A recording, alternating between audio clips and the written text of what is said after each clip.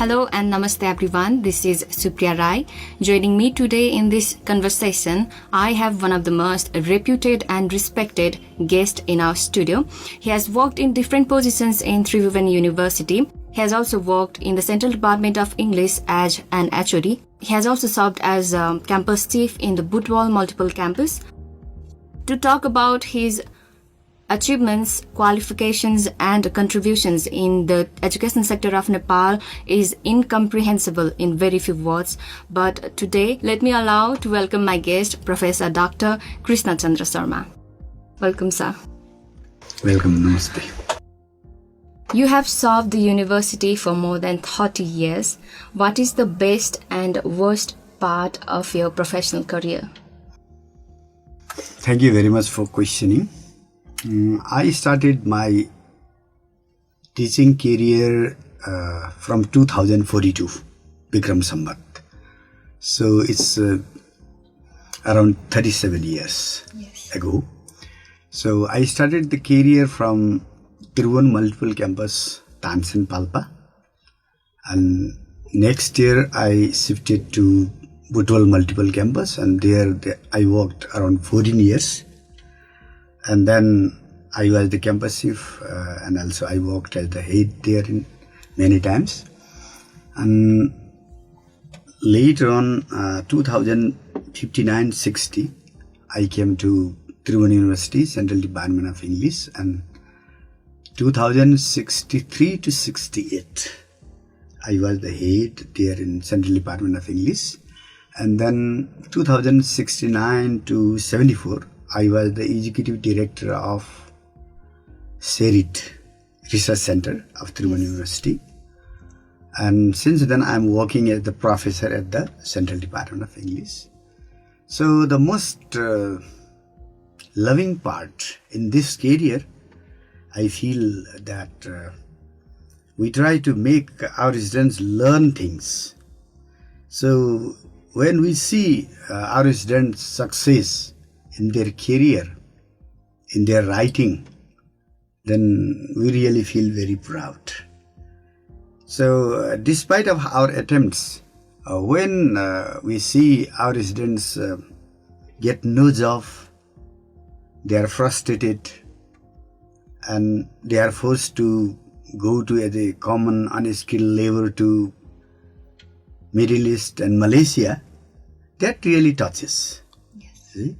So I really feel as the campus chief, I try to build something to help my students so that I help to construct the library there. So without library, students cannot sit down and read and build their career. And at the Central Department of English, what I really feel myself proud that I introduced Nepali studies. Before that, we particularly depended on only Western texts and Western knowledge tradition. But I thought that we should shift and we should develop our own, introduce our own knowledge tradition to our text. So I introduced Nepal studies, and since then, at first we introduced it to MPhil level, and then later on it was brought down to master's level, and now we are gradually shifting to bachelor level. Yes. That I feel really kind of achievement. And what I feel really sometimes shocked is teaching profession is never regarded the way it should be regarded by the government side. Yes. You see, and bureaucracy. So the teaching profession has been, though teaching profession is the ground for all these officers, all the careers. However, when they go to different careers, particularly bureaucracy, and they forget they are the product of the university. And that part really touches me. Yes. Sir, so what do you think about the current scenario of humanities, especially in English literature? Actually, the students' number in humanities is reduced, you see, very, high level. So if you compare it to 10 years earlier, you see, so the situation does not sound very well. It's something like gray zone. Yes. You see, humanities has become a kind of gray zone. And the main responsible for this is school level curriculum. Up to 12th class, there is nothing to promote and inspire our students for, humanities and social sciences.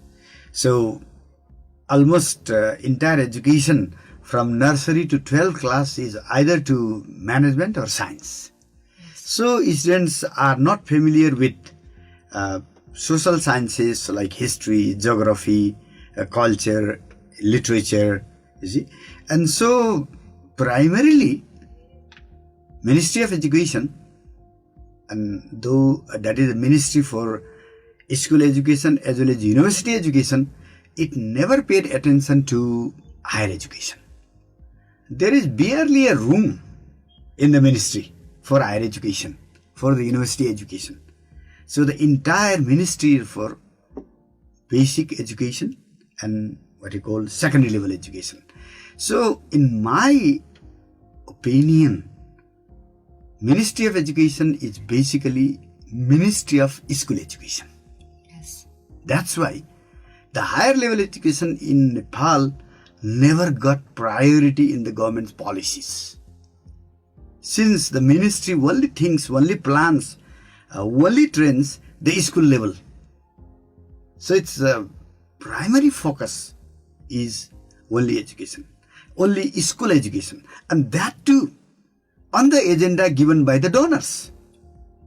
That's why the European countries, America, or other donor countries, where they are very attentive about their school education, because it is school education that forms the mind of citizen. It's not the campus. So they are very careful.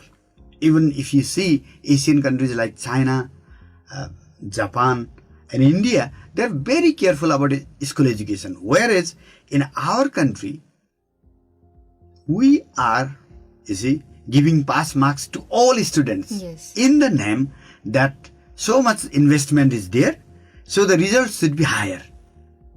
So I don't think this is the justification.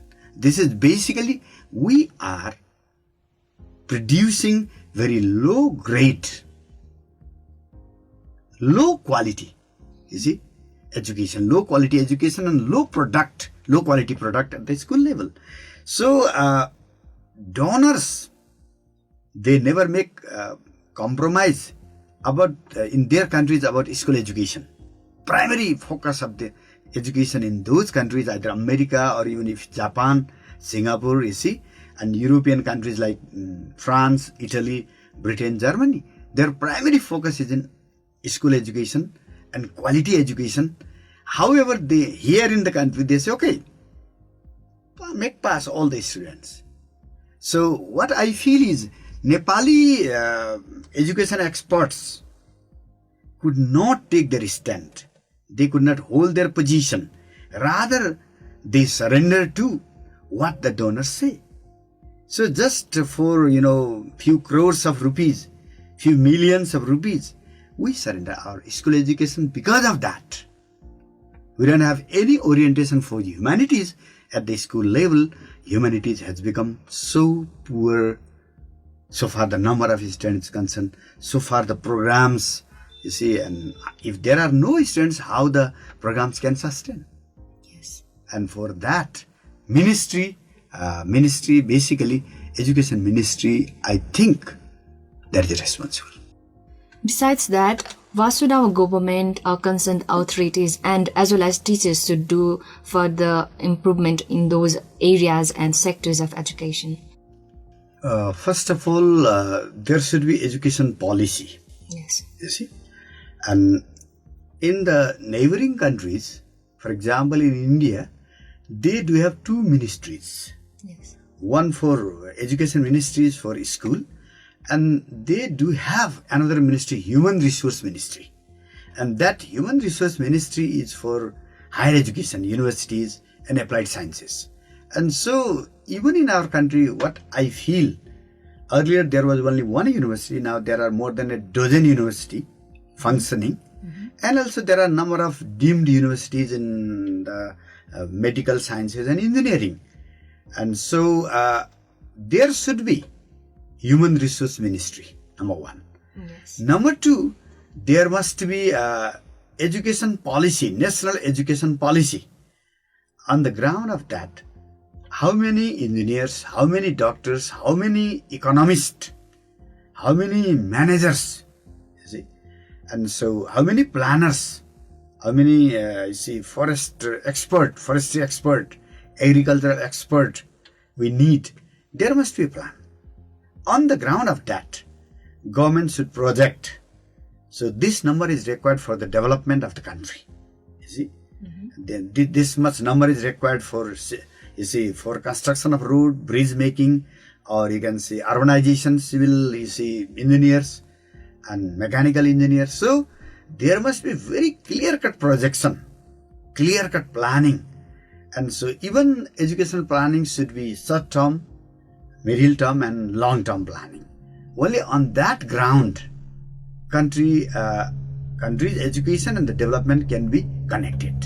So unless there is a direct connection on the basis of the clear planning, clear policy, you see, education always remains confused. You see, so education only becomes the document. You have degree, but there is no clear way what you will do in the future. You see, and for that, there must be, first of all, clear policy. And the policy should be published every year. Government should have very clear-cut object. What is the object of students studying at 8th class? In the same way, the object of studying at Bachelor in Management and Bachelor in Education, Bachelor in Humanities and Bachelor in Forestry and Agriculture. So, at every level, there must be very clear-cut objective. Why this level of education? And you should not make all the education free to all. Yes. You see, first of all, the need of the country should be met. You see, the number of need in particular field should be met by the product. So if you see we need 1,000 doctors, then government should plan the medical colleges. So where it is possible to produce, you see, 1,000 medical doctors. In the same way, civil engineers, mechanical engineers and other types of aeronautic engineers, if we have policy, on the basis of the policy there is plan, on the basis of the plan government should develop the colleges and the technical manpower. So only then, you see, only then humanities becomes the, what you call, very important subject, because unless we do have people with human heart, Yes. who are very careful about their culture, about their history, about their society, about their, you see, literature, you see. So that's why, you see, in Norway, Denmark, Finland, in those Nordic countries, you see, Scandinavian countries, they highly focus on history. Either you are engineer or you are doctor or agriculture expert, you must know the history. History of those countries, history of Europe, history of the world. In the same way, in America, whatever the discipline, whatever they study, sociology is must. You see? But in Nepal, we don't teach anything to our students up to 12 level. That's why none of them likes to stay in Nepal. Because neither we teach them our history, nor our culture, nor our literature. So our Nepali students are not familiar with our own identity, with our own glorious history, how the nation is formed, how Nepal is formed, how our heroes worked to formulate the country, how we are very, what you call, thankful to them. You see, how, many people sacrificed their life to build this nation. How this, the cultural development so far we have, how many people sacrifice is there behind. So unless we are thankful to them, we are ungrateful people. So our education has never made our students realize the process of nation building, the importance of history, culture, civilization and literature. That's why all these students, after getting through the 12th grade, they like to go to America, Australia, Canada or other European countries, because none of them love the nation, because we never made them love the nation. And only people love the nation when they feel pride, the history of the country, geography of the country, culture of the country and literature of the country. We have never made it. And after, multi-party system, particularly 2046, we expected the mistakes made by Panchayat will be corrected by the multi-party democracy. But rather, Panchayat was very careful about the concept of nation, nationality, national heroes. They were very careful. So, in the school level, they did have national songs. Almost every level, they did have different national songs, and that students used to memorize. Yes. So, Sagarmatha Sirku Topi Vaidinali. Yes. So we feel proud. That Mount Everest is there, and this is the the cap of the nation. And so, at least in Panchayat time, the people of Tarai knew that we have mountains and we have the hills, and where people of different culture, different language, different literature live. At least Nepal Parichay was there. So, either students of Tarai or high mountains or hills, all of them were familiar of the geography of the nation, culture of the nation and literature and languages of the nation. And that part too, in the name of it was developed by Panchayat, we should remove it. We removed, but we never replaced better courses. Because of that, day by day, thousands of our students moved to different European Western countries for education. So as you already mentioned earlier that our students are not taught about our history, and they are not taught to respect our culture and tradition from younger level, from younger age. And it is also seen in the scenario of our country that students are reluctant to choose humanities or English literature as their major subjects after passing school level education. They are hesitant to choose literature as a major subject. Why do you think is that happening, or what do you suggest them? Thank you very much. It is because they are not oriented at the school level, number one. Yes. So number two, English, now what we are doing is not English literature. We should be very clear. Yes. It is literature in English. So a language part is very important. So either you are doing economics or you are doing management or you are doing science or applied science, engineering, or so whatever the field, unless you are competent in one of the international languages, so you cannot have performance very well. So even from that very perspective, knowing good language is must. And since we are exposed to English speaking world, as we are very close to India was a British colony. Since then our university education is related to Calcutta University or Patna University. So we are not familiar with Spanish language or French language or Chinese or Russian, which are other 4 international languages. So English from very beginning, as being the very adjacent country to India, we and our education is exposed to English curriculum, English medium, and that's why compared to Spanish, French or Chinese and Russian, this one is simpler. This one is, you see, we are exposed to it, and also to international exposure, international job, even to our own performance as the what you call hotel management or civil aviation, tourism, transportation. English is must. That's why unless you have very good English, you cannot do very good to, you see, none of these academic subjects or in applied subjects. Even from that perspective, what I like to say, since our focus is not English literature but literature in English, so even translation is part of that.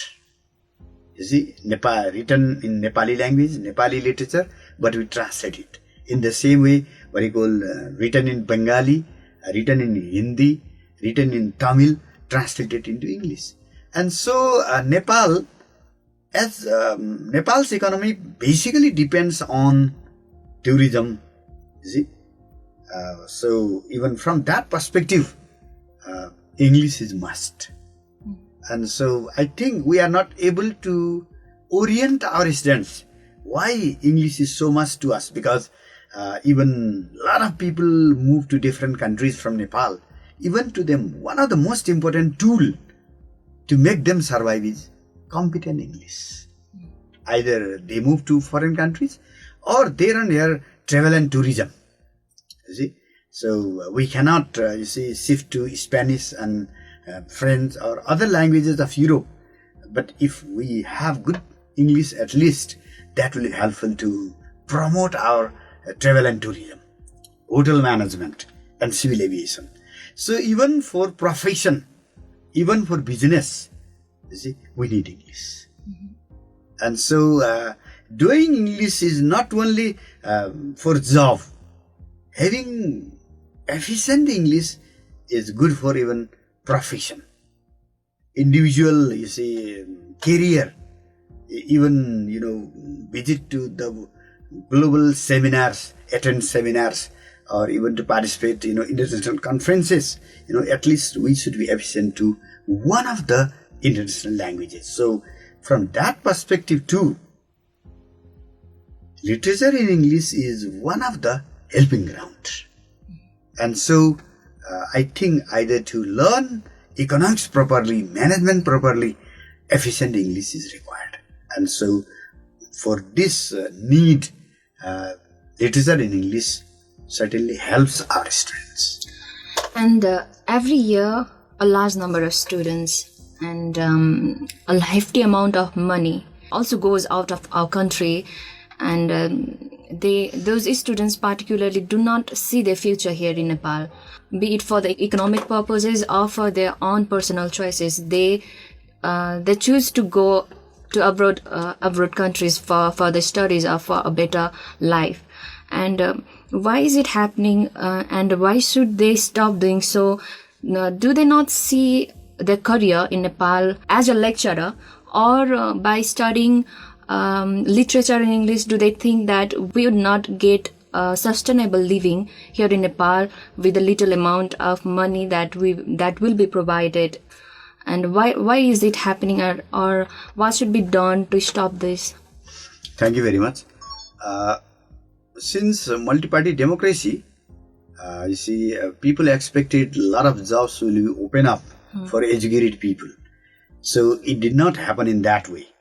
And number two, our political orientation, instead of focusing, young generation to stay here in the country, do things here, rather they, during the election, make the agenda of providing free visa to, outside, countries. And so what I do feel is our political leaders don't have much vision. So instead of promoting people going out of the country, they should rather focus on how to maintain young generation to be here in the country and do things, and so that a country become prosperous and their skill could be properly utilized in the field of job market, career market, and even industrial market. And so I think even politics is responsible the way young generation is day by day migrating in the name of higher education. So unless there are very clear education policies in the mind of political leaders, unless they understand why young generation should be inside the country, not country be without young generation, unless they understand this importance, I think we cannot stop the migration of young generation. You see, so the way since 2046 up to now, we are promoting young generation to migrate outside, and the country be the only country of children and old generation.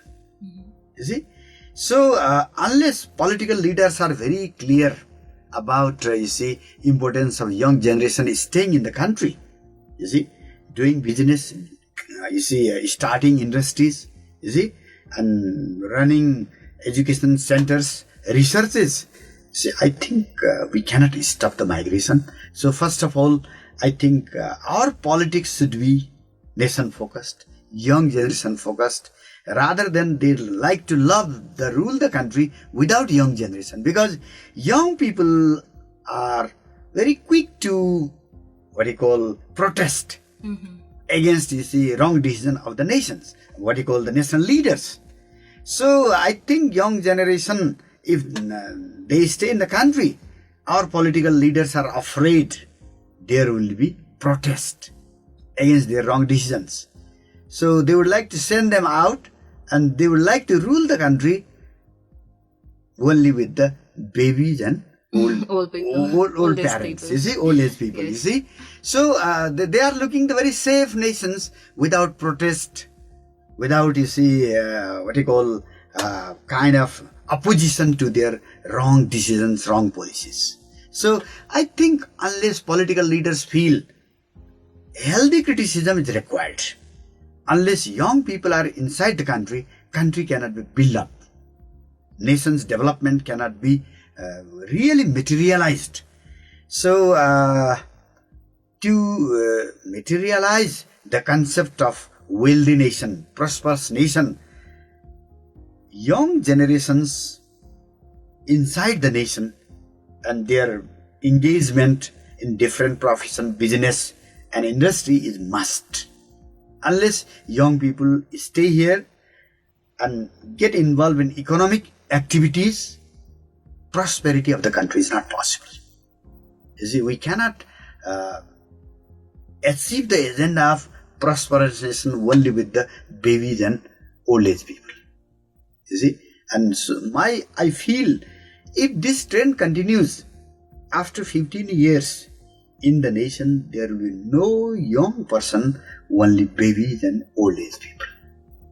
So our politics should be our politics should be with clear vision, loving the young generation, and also they should know importance of human values focused education, particularly philosophy, literature, history, culture, music, fine arts, unless we understand these humanities subjects, we are making human beings machine. So what is necessary along with the development, material development, is human heart. To have human heart, focusing on the subjects of humanities is must. So we are at the end of this conversation, and what are your suggestions for the students studying English as their major subject in bachelor's or any other humanities subject? What would be your final words? Good English is must for learning not only literature, for all subjects. Either culture, economics, management, engineering. So students who are doing English at bachelor level, and they should read more and more text, not only the prescribed text. When you read more and more text, only that will make your language better. And the best example of good language is best example you find in literary text and philosophical text, even for Nepali. If you want to have very role model Nepali, you have to see it in the Nepali essay, literary essays, literary writing. You see, in the same way, even to English.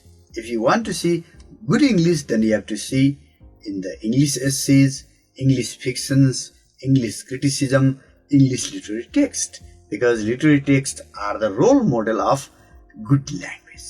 So unless we have good English, I think particularly for Nepal, we cannot compare ourselves with Chinese and Indian because China is such a big nation, you see. And so inside market is enough for them, either to have job or to have industry or to have business. The same is the case with Indians. But to us, unless we connect ourselves with the international market, international, you see, hotel management, international job market, we cannot survive. So either education or job market, and because of geopolitical situation, we are forced to have good English, either to communicate with Chinese or to Indian, or to Europeans or to Americans or to Australian or Japanese, because we cannot learn all these different languages. So English is one of the most important object to market ourselves. Even good academic sector can be on the basis of our own content, our own, you see, cultural text. Maybe, for example, Mundum. Yes. You see? Yes. Okay, Kirati culture. You see? Yes. So, Dhannath. But unless you present all those things in English, Yes. how the global community know? This Nepal's, this particular Kirati culture, Kirati civilization, Kirati Mundum. This what we call Kirati Bed. Yes. In the same way to every Tharu culture, you see, or this Gurung or Magar culture, you see, all these varieties of cultures that Nepal is rich enough. So Nepal is the bowl of different cultures. So we are very rich, one of the model rich countries about culture. So we should be able to bring those cultural texts and translate them, develop movies on them, develop documents on them, and let the world know how rich we are. So that can be one of the selling object if we have good English. So from different perspective, not only from academic perspective, even business perspective, global identity perspective, and for marketing our cultural items, English is must. That's why I would like to appeal to all the students, either at bachelor level or master's level. This is one of the most important subjects that will make you yourself important to sail in the global market and carry your cultural identity to global market. Without it, we cannot project ourselves to global market. That's why it's very important what we are doing. We should be proud of it. There is nothing to feel humiliated. There is nothing to feel ourselves besotted. So I feel what we are doing is the subject of being proud. Thank you, sir. Thank you for this conversation. Thank you very much for giving me this opportunity.